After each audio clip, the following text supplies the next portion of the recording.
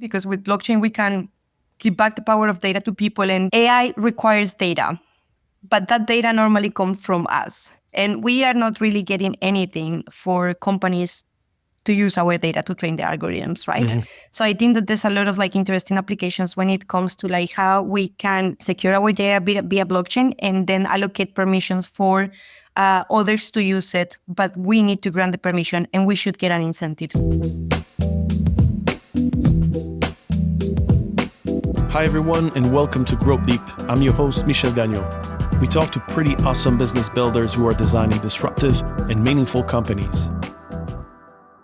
Hi everybody, today I'm excited to have Mariana de la Roche Wills with us. Mariana is the founder and CEO of the Roche W Consulting, and she's been at the forefront of blockchain and regulation for over 6 years.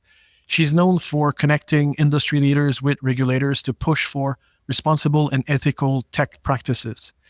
As a board member and co-chair of the International Association for Trusted Blockchain Applications, Mariana is a big advocate of how blockchain can create social impact, aligning with the UN's Sustainable Development Goals.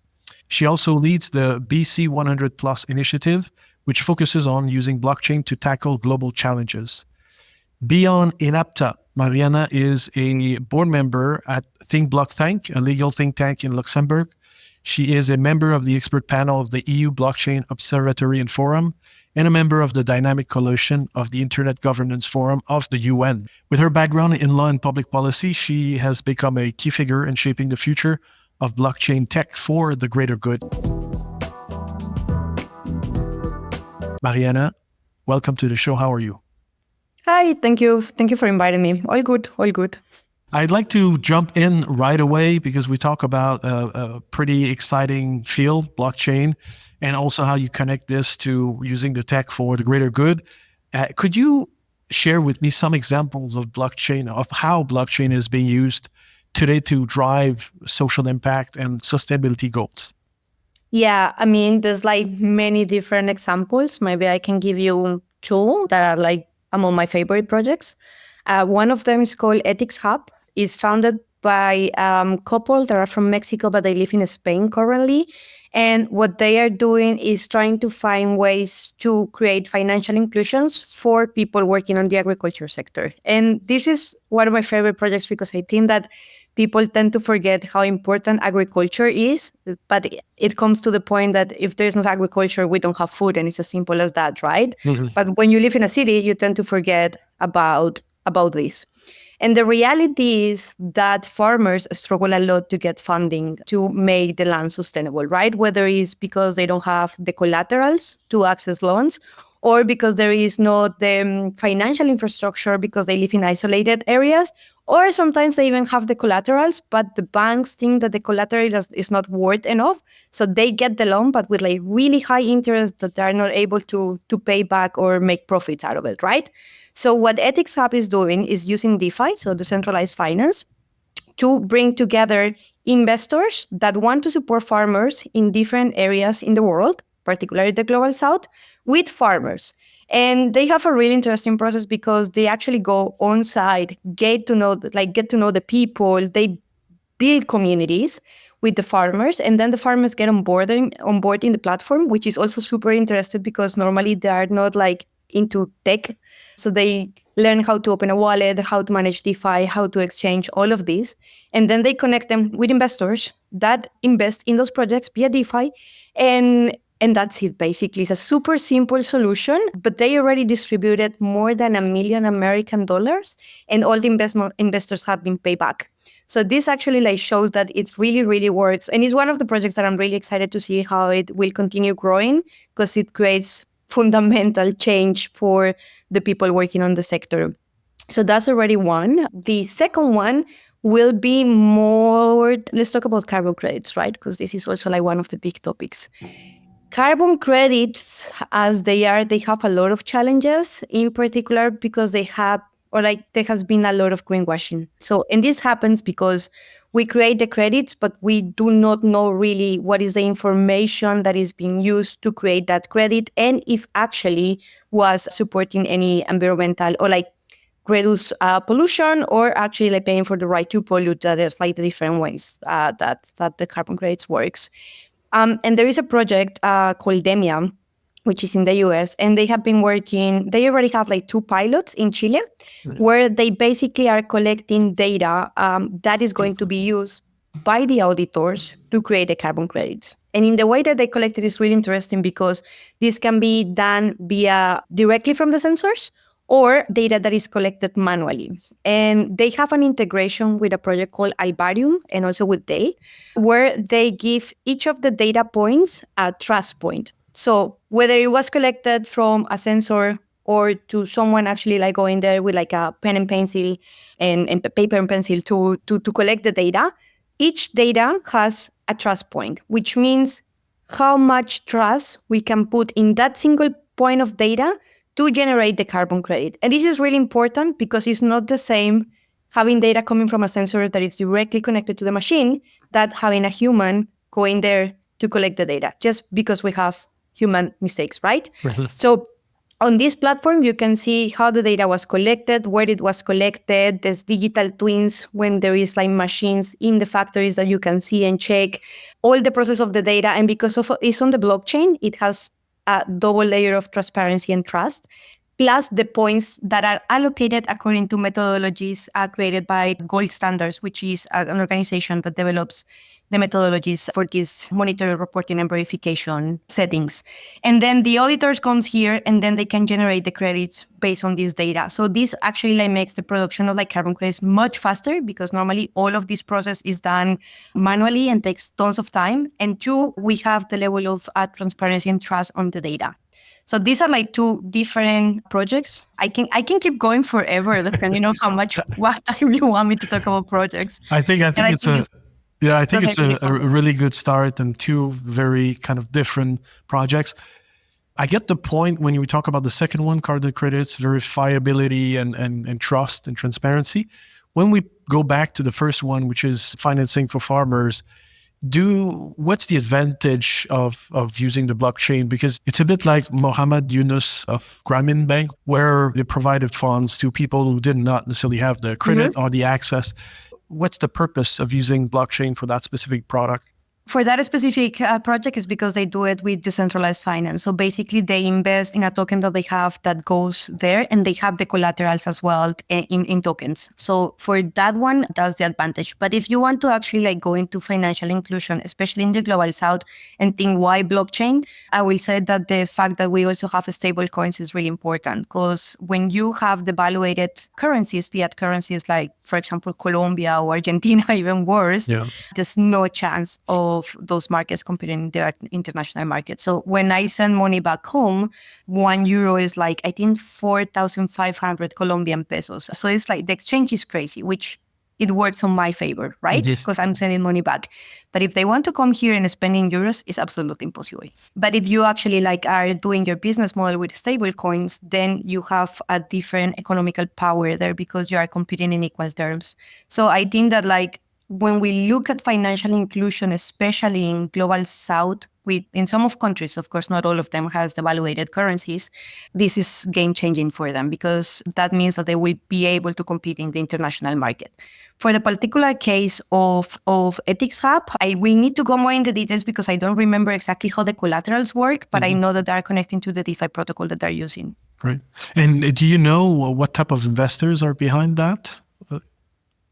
No, I think that this is actually open. So they have, actually you can become an investor. I can become an investor. And again, because I have euros and if I invest, then the impact in the global south is completely different. But I think that with Ethics Hub, everyone can become an investor, which I think that is also like really interesting because it opens the possibilities for like normal people that maybe want to put like a couple of hundreds into a project and not only to generate profit, but actually to support others. Yeah, I did a podcast episode with Christian Chige and Avery Schwartz, who are co-founders of Refi Hub. And that's pretty much a very similar model. So it's very, very exciting. When you look at, let's say, the most promising application, we've talked about inclusive finance, we've talked about carbon credits. Do you see other promising applications for startups and businesses looking to leverage blockchain both for profit and purpose? There's a lot of going on supply chain. And here, I think there's a project, it's called TLIP, which is in Kenya. And basically what they're doing is digitalizing all the paper trade that you need for crossing borders, for merchandising to cross borders, to accelerate the process and also to avoid corruption. Because what they were trying to also tackle is that like sometimes at the border they encounters these kind of people of like, what do you have there? Fish. I see, this needs to move fast. Well, like how much do you want to give me to move it fast? But now, because they are digitalizing all the papers, like everything is on the blockchain, so we can actually like track how much is taken and if there was like a delay that cannot be explained and something was going on there. And this is like to accelerate the process, also help them to compete on the international market, but also to protect the goods crossing border to border. And it also helps to have like complete traceability of products during the supply chain. So on this one, I think that this is one of the biggest cases that we have seen, that there's a lot of startups doing different things in the supply chain. The UN use it as well, not only for supply chain, but also for distribution. So when you have an emergency, there is a project called Building Blocks, which is between different agents of the UN. So when you have a crisis, it's not one agency that comes, but multiple agencies, and all of them has different tasks and they distribute different products. And normally it's really messy because like the people arrive, you register on paper, and then they go and they claim the goods. And there's some people that always will try to take advantage, claim 2-3 times. And then we have people that actually has nothing because someone took advantage of the system. So with Building Blocks, what they're doing is that they create digital identities, but they also have like a way of tracking how much is everyone receiving and if they already receive a product or not, without actually having the full information of the identity of the person, right? Because in refugee crisis, this is something that we would like to prevent. And this is how the different agencies are organizing themselves. And this is also like part of like supply applications. So definitely in that one. Then there is a lot of going on with identities.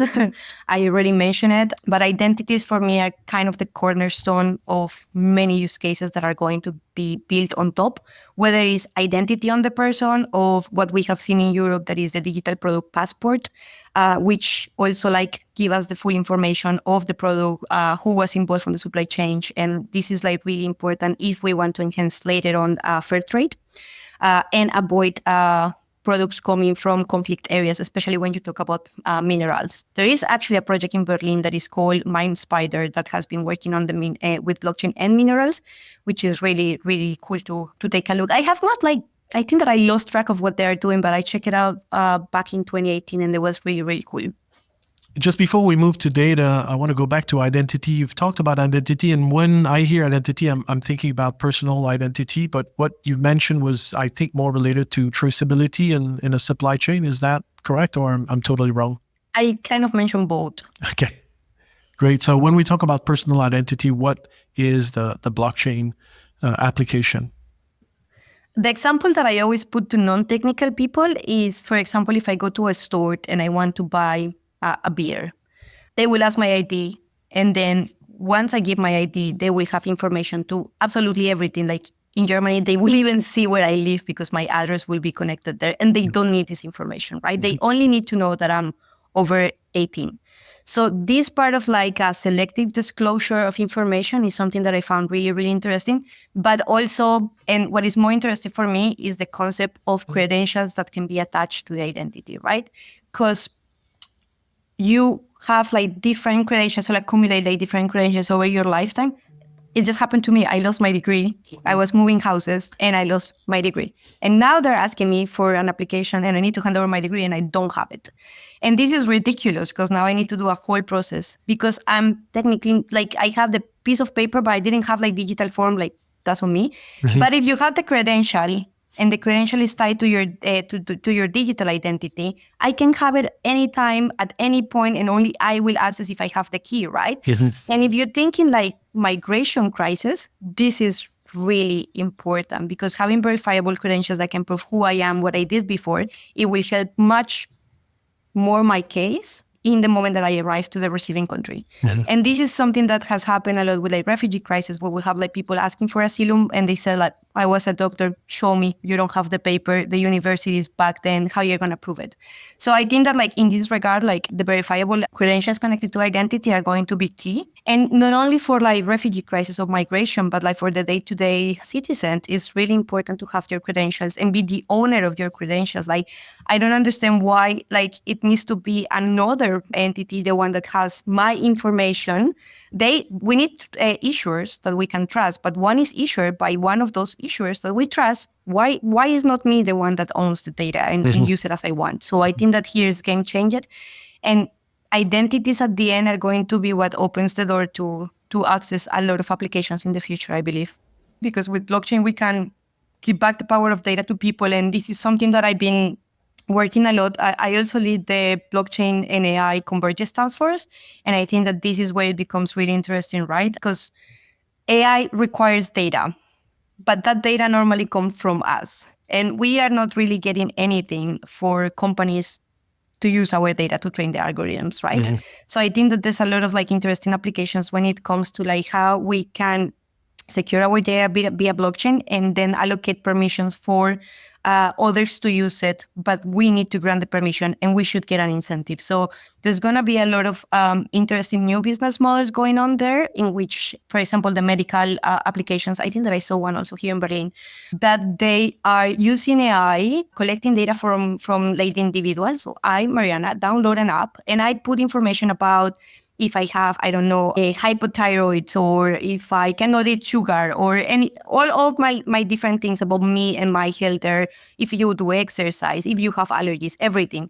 And then the app also use this data for research purpose, and it can share it with the research institutes, but you also get feedback on what are like the best treatments, where are the doctors that can treat these things, if there is maybe something that you should check. And this is really interesting because I'm getting something back, right? But also, in order to share the data, I need to authorize that I want to share my data for research purpose, and then you get like another like level of incentives. Yeah. And this is really cool to see how actually I started to get paid for my data, because normally we don't, and we do not know how much data from us is being taken, whether it's from Meta or Google or whoever, to profit. But we don't get anything, right? Like what we get is like an advertising of something that we not even want. Mm-hmm. But if we can just like generate business models based on our data, being owners of our data, I think that this is also like really interesting developments that we are seeing in the industry right now. I agree, but I'm just thinking about this, it feels a little bit like data today is the new oil in a way, and decentralized data is a bit like the electric car. Although maybe it might be better, right? So there was we've been talking about electric cars for decades, and it's just today that we start seeing them on the road, let's say, with a bigger volume. Do you see, and I know I'm kind of diverging a little bit, but I think it's an interesting question to discuss. Do you see big corporations who are making money off of that data pushing back hard to make sure that this decentralization does not happen? I mean, there's always lobby going on. Like, if I hear something directly, no. But I have seen, actually, like, this reminds me to a project in particular. And just one comment on like the electric cars. Like, the reason that we didn't see it then is because there is no infrastructure, right? If there was like more infrastructure, then like people would buy it more. But like, if you buy now, like in Germany, probably that's not an issue. But if you are in Colombia and you buy and there is not enough chargers, then what are you going to do with the car, right? Mm-hmm. So it's a matter of infrastructure as well. And also they are like really expensive. So if you want to go into the sustainability part and want to get an electric car, well, basically you need money, mm-hmm. which is a barrier of access, basically. When it comes to what you were mentioning about the data and corporations or companies using, I have seen governments trying to create this business model. So there is a project in the Netherlands called IoT Netherlands.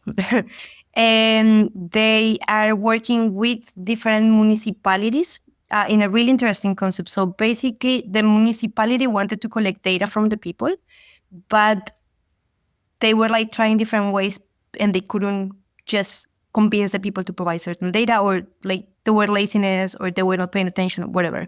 And they were also like trying to allocate some funds that they have like in incentive for citizens, but no one was claiming them. So they were like trying to come with like a new model. And what they did was, together with IoT Netherlands, they developed an app. And you receive a QR code in your house that allows you to download the app. So it's like one QR code per household. And they also distribute this randomly, but into the municipality. So the government knows in which municipality the QR code was distributed, but they don't know who get them. And it was actually like incentivized that you exchange QR codes with your neighbors. So they really don't know who got what. Then you download the app and then you have like simple questions about your behavior for in your house regarding energy. So one of the questions was, do you close your curtains in the night? Yes, no. And then you put yes, and then they explain like if you close the curtains, then the heat stays inside, and then you reduce cost on this. So each super simple questions, and then an explanation of why the question was done. Mm-hmm. Each question that you answer, it was going to give you some points, and they created FOMO because you can see the amount of money that the municipality is going to distribute, and every time that is claimed. So everyone was trying to just like actually answer faster to claim the money, which was not real money. It was tokens or vouchers that you cannot simply go to an exchange and change them. So you get the vouchers, like let's say you got like 50 euros value on vouchers, and then you can only exchange those in some local stores that are working in partnership with the municipality.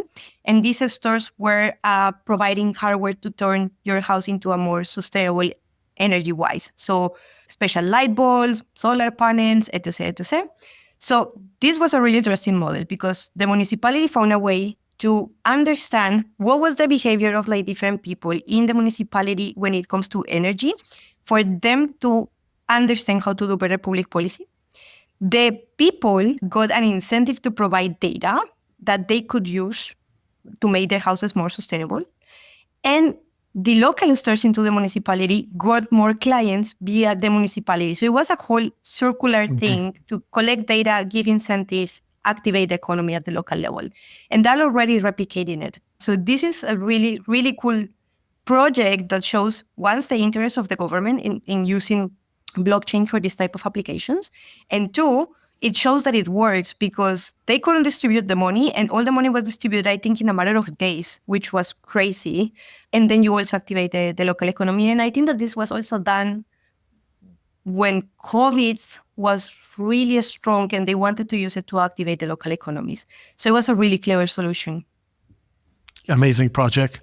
That's a pretty strong start, Mariana. I like that.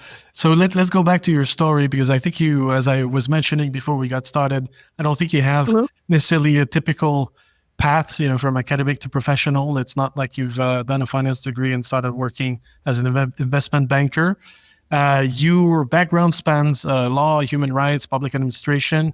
I'm curious to learn more about how your multidisciplinary experience shaped your ability, but also led you to that space that you're in, which is kind of an intersection of blockchain, regulation, public policy. Yeah, I didn't do economics, I did law. I studied law back in Colombia and did my major on criminal law.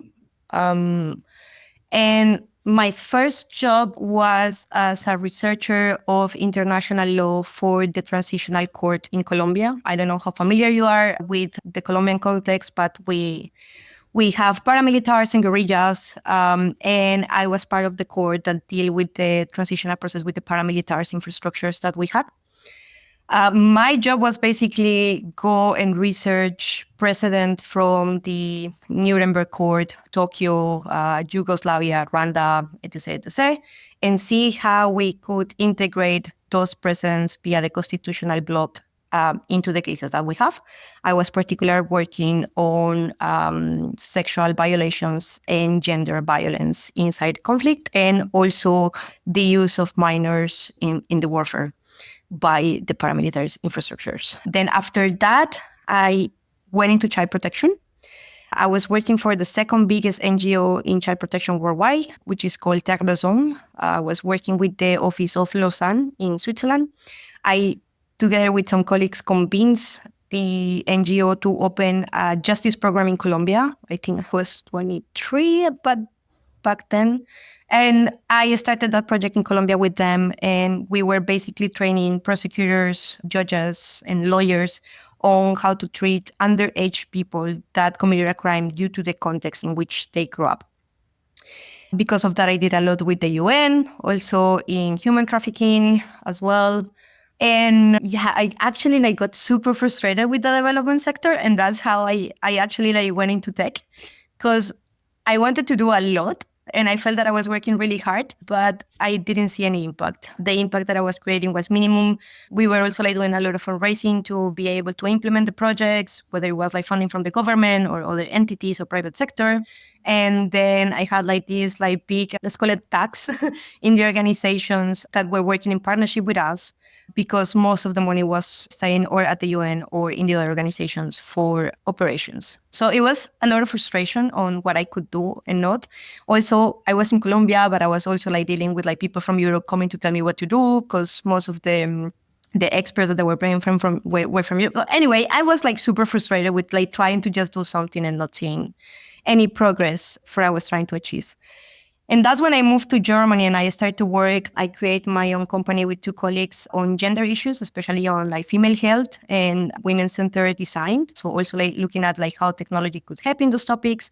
And then we sold that company and I started to work on blockchain with the IOTA Foundation back in 2018. They were looking for someone at that time that had experience in project management and understood legal frameworks and understood the technology. And I was reading by my own and just playing here and there with blockchain. I am not a technical person. I will never claim I am one. There's a lot of things I don't know about the technical part. I have the level of understanding that I think I managed to get all of these years. And I started to work with them. And as more as I work it in blockchain, more I like it, because then I started to see how it was a bottom-up approach. So we have a lot of we have the foundations and everything, but at the end, the power is in the communities. So really it's up to the communities what they build, how they build it, what they want to do, and they can actually make pressure on the foundations to go in certain direction when it comes to the technical development because of the needs they have on their projects or all the new governance structures. I love DAOs. All the governance topic is one of my favorites. So it was just growing in me, all of this. I did with IOTA a lot of projects we have with the commission, really big consortiums for Horizon 2020 that they were working on sustainable mining. They were working in smart cities, mobility, supply chain. So I got to know different applications. At the same time, I was talking all the time with the communities. And then because of my involvement with INATPA, where I've been since the very beginning and leading all the sustainability and social impact efforts since 2019. Actually, this is the last year that I'm going to be co-chairing the group, because I decided that it is time for someone else to take the ball, because I don't want to become the asset that if I'm not there, then nothing happens. So someone else need to take it, which already started to happen this year. And it's really cool to see how other people got empowered and took the ball.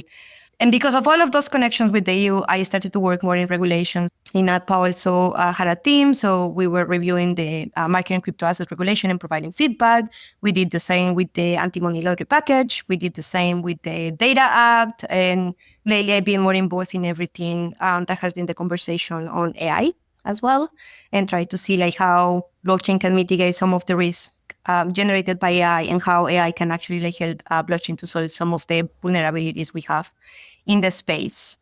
And yeah, basically because of my interest in human rights and my impact focus, I've been involved with the United Nations. That's what I do with the Dynamic Coalition. We launched last month, I think, the first DAO in the UN framework that we are using to manage one of the working groups inside of the Internet Governance Forum, which is the blockchain group. And we want to use this as a use case to show other groups inside the Dynamic Coalition how they can use DAOs for their own management and enhance transparency in resource allocation and decisions.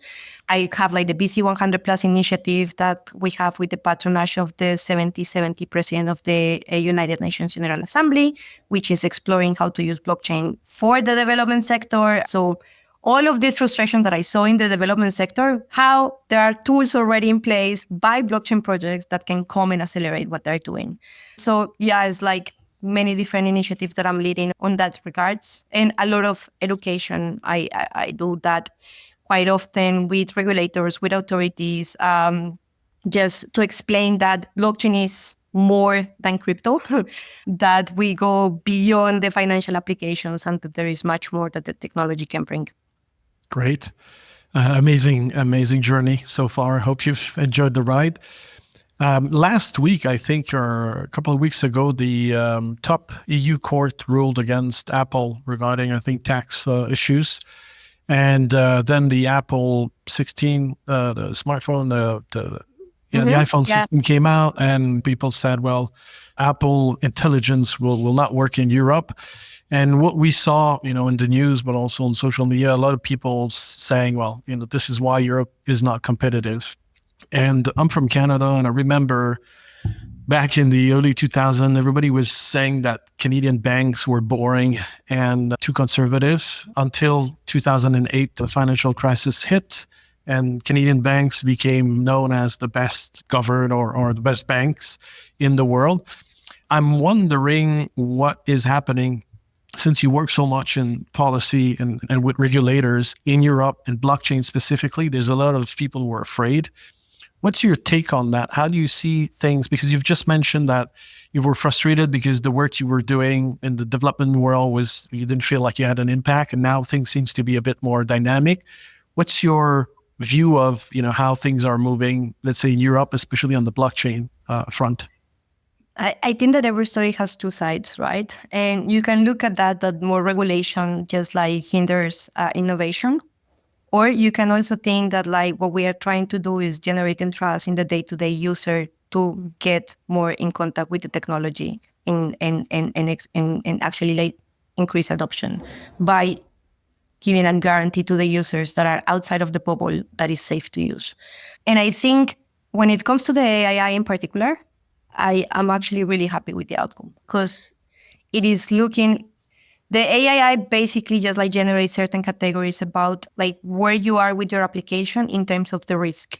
And this at the end is just looking at the protection of the individual and the rights of the individual. And I mean, we don't need to look in Europe, but we have seen really bad applications of AI. If you look at what happened with Lavender and Israel, using AI against the Palestinians. Mm-hmm. These are horrible uses of AI. And if we're going to have regulation that will prevent that this is the direction in which AI goes, I'm all for it. At the end, what I care is the protection of the individual and human rights, which is at the core of everything that I have done back in the days. And what I do now, what I care is more equitable societies, more sustainable societies, more justice. So I don't think that regulation is bad per se. And this is why it's so important to generate the spaces where we talk to the regulator and we explain them what is it that the technology is doing, right?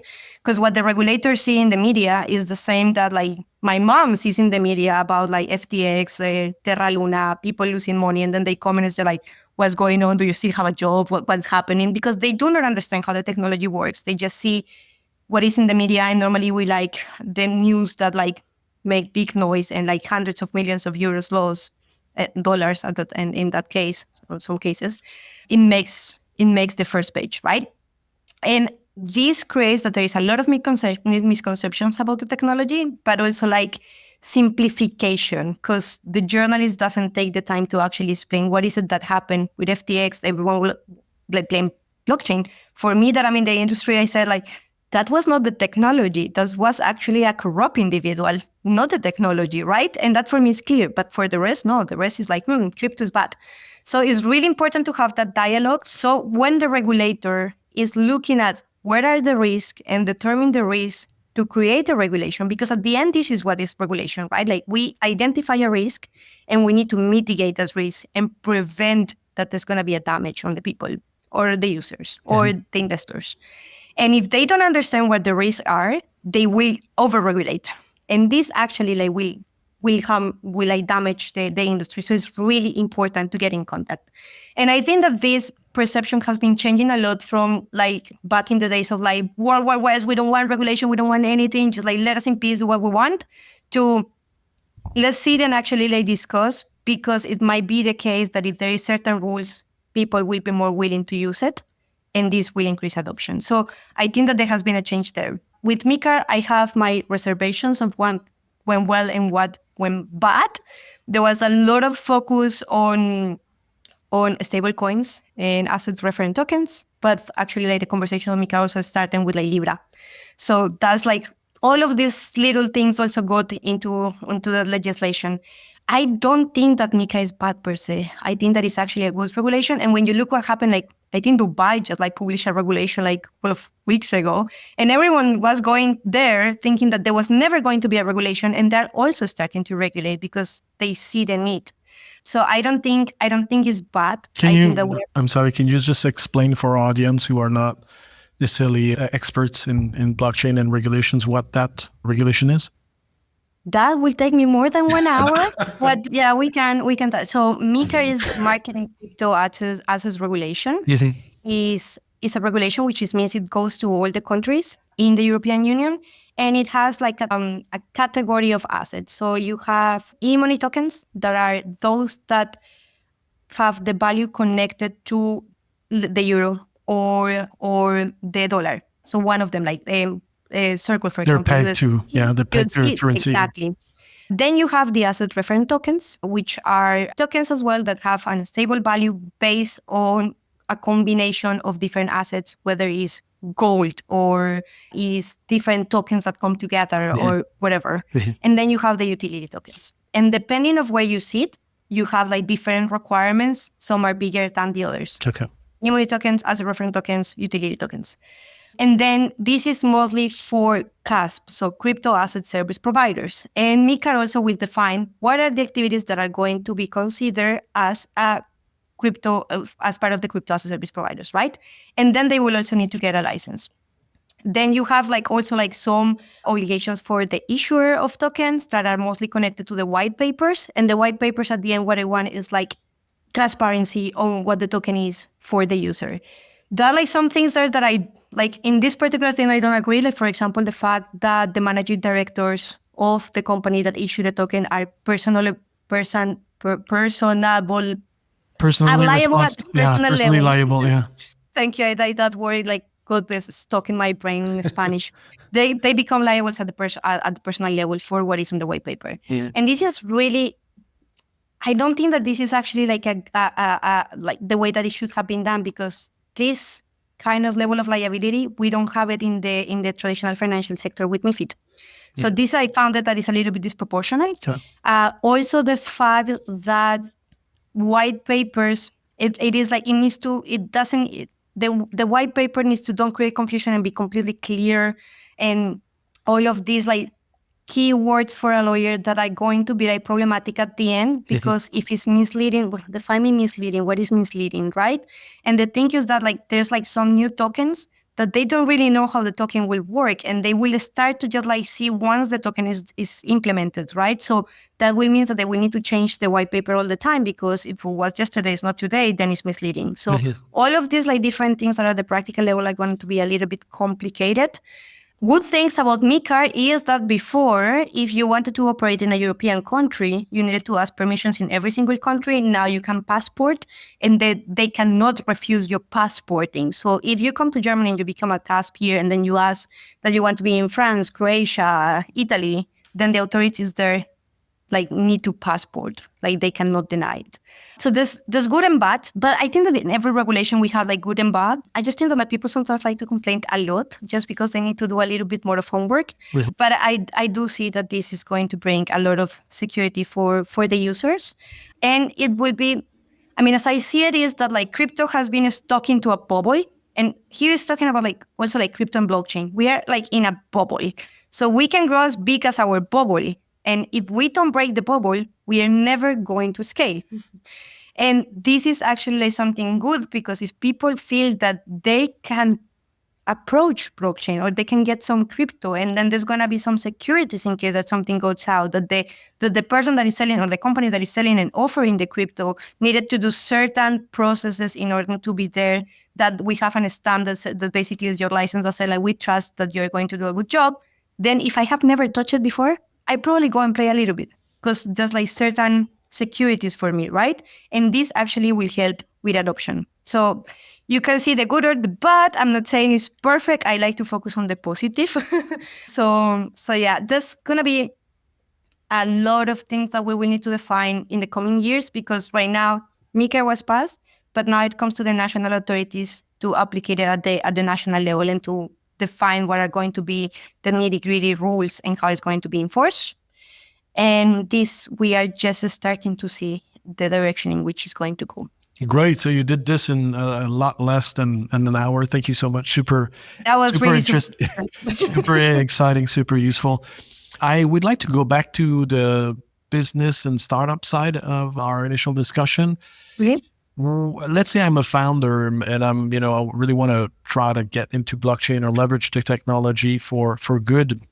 Do you, based on everything that you've seen, do you have any advice, for them to kind of get started, or so maybe an advice, or maybe just saying, well, look, if you go Web3, the Web3 path, it's, like building a business, but, you have to look at these key elements because it's pretty much different. Yeah. I mean, the first thing is actually like see if blockchain is going to bring value or not. I don't think that blockchain is the magic solution that it always need to be deployed for every project. With BC100 Plus, we had like something called the best in class, where we look at different projects that have already been implemented, and we look at what is the actual role of blockchain in that project. Because I think that you cannot imagine how many times I have calls with people asking me like how to go into blockchain, and then they start telling me what they want to do, and I'm just like, you just need a database. You don't need blockchain. Like, what do you want to do with blockchain there? It's like you're describing a database, right? And I think that this also like comes with the fact that blockchain was a hype, and everyone wants to go into it without not knowing actually like when do you need blockchain and what is the value that it's going to bring. So my first advice is actually like looking into what is the value, and if you really need blockchain, because it's not going to be cheap to implement it, and it really needs to bring a value added. And I think that that's the most important thing. Once it is defined, I think that like selecting a protocol that actually like will work for what you need it, that's the second one, right? Like there's so many options. And I'm not gonna say that one is better than the other. Like I work with IOTA, but I right now like collaborate quite a lot with Cardano and Polkadot. I've been in conversations with Hedera about different things. I mean, like I just like talk to them because I really believe that like all of them are good for like different things. And this really depends on the use case and what you want to do and the communities that you want to activate, right? So looking at the different options without married to one of them, I think that is really important. Interoperability is also key. And then defining if you need a token or not. Because sometimes when people talk about blockchain, they just are thinking in crypto. And this is one of the biggest mistakes. I have seen amazing projects that are in the blockchain space that do not use crypto whatsoever. They don't use tokens, and they're doing an amazing work. And this is actually like easy at the regulatory level. So yeah, I mean, it's just like doing critical assessments of what is it that you need and if that is going to be the right solution or not. And talking to people, I guess, if they're not in the Web3 space, right? Like each ledger 1 or 2 have communities, and the people normally is really happy to see new people trying to explore how to implement projects, and they're normally really open to collaborate and support and give advice. And there is a lot of documentation. And here is the key one. Most of the things are open source, so there's no need to reinvent the wheel, because probably someone already did like something that you can use and integrate it. And the composability aspects of blockchain is really interesting, because I can take things from different places that were already built by someone else and I can integrate them. So that's like really like one of the best things of the industry, I think. I'd like to talk about that, what you mentioned, BC 100 Plus initiative. Hello? My understanding is that you kind of help bridge the traditional Web2 organization with Web3. What are you seeing? Because you were just mentioning that, there's that hype around blockchain and people sometimes just want to use tech, even if there's not necessarily work, for the use case. I think we've seen this a lot with AI when ChatGPT came a bit more public and everybody was building an AI startup, but it was just a ChatGPT wrapper. And then we saw the same thing, I would say, with NFTs, where, there was that big hype, some people got rich. It was that new thing on the block. And then people said, okay, what am I, if I'm H&M, like, how do I use this thing? So Yeah. what are you seeing at the moment in those companies, who are trying to kind of jump the fence and explore? I have not worked so much with companies. Well, that's not true. I have spoke with like some football clubs about what they wanted to do with blockchain. There's a lot of interest on NFTs, but not in the traditional NFT of like collectibles, but actually like how to use NFTs as a certificate or like a membership. So there's like, this is going a little bit beyond of the NFT as art and collectibles, which I think that was really limited, and it was sad that the industry actually like just focused on that. It's the same with crypto. Like I hate that they focus on like the meme coins. It's just like that's like I don't care. Like there's no impact there. It's just like some, I don't want to use my words, but some people that like to maybe do a bet and they don't know how to play poker, so they just go there. The same with the NFTs. We just like stuck in something when like NFTs can be absolutely anything for the use cases. It can be certificates, it can be your ID, it can be everything, right? And this is actually like really valuable. But where I have been working most on when I like, and not working, maybe like talking to them and supporting the projects is at the nonprofit and the UN side. So if you look at what UNICEF is doing with blockchain, it's really interesting because they have like projects over in Bangladesh and India as well, looking more at financial inclusion or looking into supply chain or looking on identities. So they are like experimenting with blockchain. Like it's really early. These are like pilot, but it's really cool because the thing is that like once it gets implemented by the UN, you have like millions of users, and this actually scales the projects. The office of the UN that has like that manage the pension funds, so like the employees for the UN, is already working with identities, and this is super cool. I mean, they didn't with Hyperledger. We will see like how that evolves, but this is really cool. I mean, Hyperledger is good for like certain things. I think that like for like creating trust in like more like control environments like the UN, where they actually need to know how they are deploying funds, it's a really good start. And what they're doing is like basically before, if you get the retirement money from the UN, they have like people all over the place, all over the world. And you need to prove that you're alive. So normally it's just like with a letter or something, and then yeah, this is me, like I'm alive, here's my picture. But now with the app, they actually like have it, and they have like actually like verification and face recognition and some other things, and then you know that that person is alive, so they receive their money. But also the process between you actually like you get entitled to claim your fund, your pension fund until the moment that is actually processed by the UN, it takes really long time because people don't stay with one agency. They go into different agencies most of the time. So they will need to like collect all of this information. Now it's a super fast process. Just like tomorrow you get it, here is your money. So they're already using it. And here's where I see that there's going to be a really big potential when I see implementations at the government level and in big organizations like the UN. The EU is already working with like data product passports. It was the whole EPSI project that now is also scaling and going from the Commission to the Council, like to the member states. So all of these applications show that there is a legit interest from the public sector. And once the public sector take it, this is really good because this is going to start to scale. My only concern there is when the public sector takes a project and is only with one set of technology, it might get the standard for the rest. And this might prevent others to play there. So I think that it's really important to always be on the game and everyone talking to them so they play with different protocols and different sets of integrations and apps. So everyone be able to play at the end. Otherwise, we will tend to go into a monopoly, which is way in the future, but like I'm concerned with that one since now, because most of the applications we have seen like go into Hyperledger just because of the level of centralization that they can enhance, the Hyperledger Fabric or Besu. So I would like to see more advocacy coming from projects to be integrated there. I think Hedera does a really great job on that. But like I lately have seen them everywhere. Cardano is already working with UNHCR. Polkadot has been also like in discussions with like many different organizations. So yeah, at least it goes in the right direction. I agree. I don't want to take too much of your time, but I have kind of two last questions. One is a bit more philosophical, I guess. I was on a call with the ReFi Solano community a couple of weeks back, and one of the participants was focused on trying to diversify a little bit funding sources on, specific project? Because, you've seen the Bitcoin ETFs that, came up.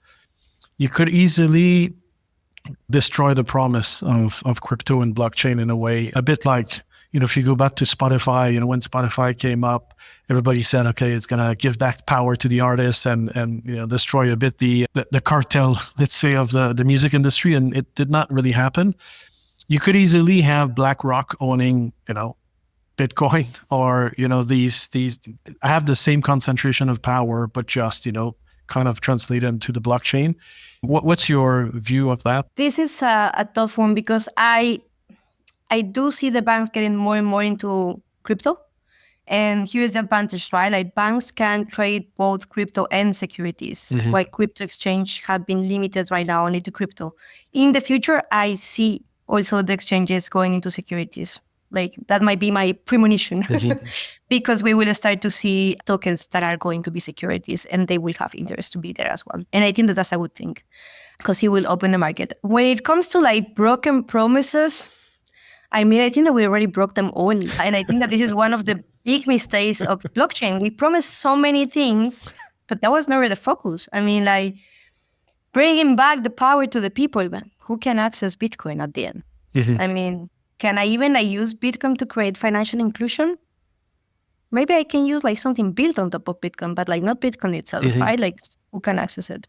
So I think that there were like so many things that like the industry said at the beginning that just like play backwards because we say that we were going to revolutionize things, but we didn't do it. And at the end, I really personally don't believe in revolutions because at the end of each revolution, historically speaking, they always come a horrible regime after that is even worse for the people that is there, or it's normally someone with an idea and a bunch of chips following that idea without not even knowing what they're doing, right? So broken promises, I wouldn't focus on that. I will focus actually on like what is it that we can do and how we can do it. And this is why I think that like they should be a different focus. I don't care about what the foundations are doing as long as they empower the communities, because this is what I think that is like the power of the ecosystem is. And here there is like something really interesting is what I was saying, like the bottom-up approach, because we have like different governance models and now they're like even getting more mature. So we have seen OpenGov in Polkadot. Cardano is doing the constitutional workshops. I'm actually actively participating on those. And this is really cool because it's like talking with the communities and negotiating with the communities how we can set certain rules. And some of those rules are actually to avoid concentration of power into the founding organizations of those protocols. And this is going to be a game changer if they do it right. And also, like all of these like different mechanisms, whether it's with like the OpenGov or the treasury of Cardano, like each of them has their treasurers. They're like giving the sources to the community to decide where they want to invest. And it's up to the projects itself from the community to come there and say, like, I think that I have an idea. Give me the funds to actually like implement this idea and do something for the community.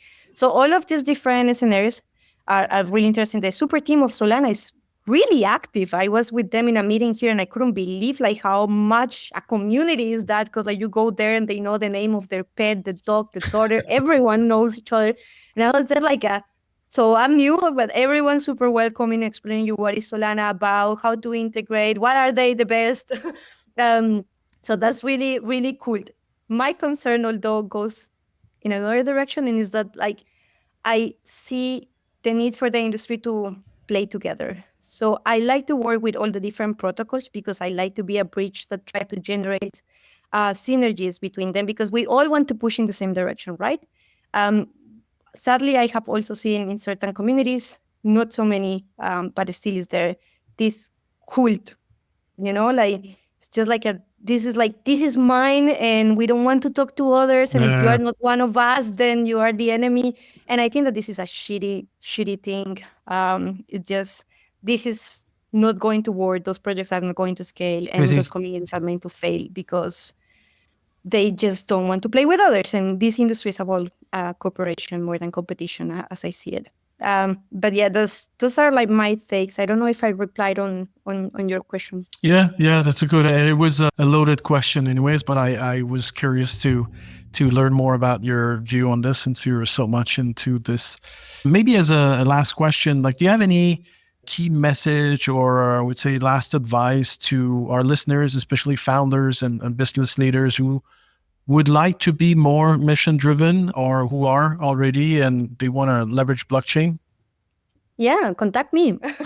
No, but like out of the joke, I think that there is a lot of like tools and communities that are looking into this. I think that it's really important to just generate communities, but also like try to find what are the ways in which, if you already have a solution, contact with those that can implement that solution in a way that you can test it and start to just like go beyond pilot. Because I have seen a lot of projects with good ideas, but they just stay there and they don't know how to scale it. And I actually like will recommend to look into the EU funding schemes, because there might be something there that you can do. And as I said, like once you start working with the public sector, this is massively this is scalable, right? And look at also like if you have a Web3 like a solution with blockchain, looking at which companies in Web2 space could benefit from that. And it's not just like the corporates. There might be a lot of like organizations in the development sector. Look with like the development agencies, like the GIZ, for example. Like all of them are also like looking into new technologies and how to implement them to be able to complete their mission. So this is really important to understand what is the gap, because we can come with an idea, but if the idea is not solving anything, then like, why do I want to work with that, right? Mm-hmm. So there's already like fundamental issues in society, I think, at the infrastructure level that has been there for decades, and we have not been able to solve them. And if you think that you know how to solve them and you have a solution to solve them, well, then just like go and show that you can solve them and get like the funding from them to be able to show the impact. I think that that's it. One thing that I learned from all over this year is that it is not easy to understand the industry, but there's always someone willing to explain you. And I think that like being able to make the questions to the people that is already there, going into a forum and then just like say like, hey, I'm new, I have some questions, can someone help me? Someone will answer. And I think that this is like the best way to approach the industry, even for funding. Like I've been like helping projects to fundraise, and that's exactly how I do it. It's just like I'm in a forum and I like, or like in an event or whatever, and I say like, hey, I have this project and they're looking for funding. Like if you are interested, I will make a connection, and then I make the connection. Whatever happened after that is up to them, but at least you open the door. But no one opens the door if you don't ask, right? So I think that will be. Thank you so much, Mariana. It was extremely fun and enlightening. And I think we would have needed a lot more hours to cover everything. I think it's an amazing start. I wish you all the best. I think we should meet, since we live in the same city. And yeah, let's stay in touch. Yeah, thank you for inviting me. No problem. Cheers. Thanks again for listening. I hope you enjoyed the show. Make sure you subscribe to the podcast. And as usual, you can find the show notes at stunana.com.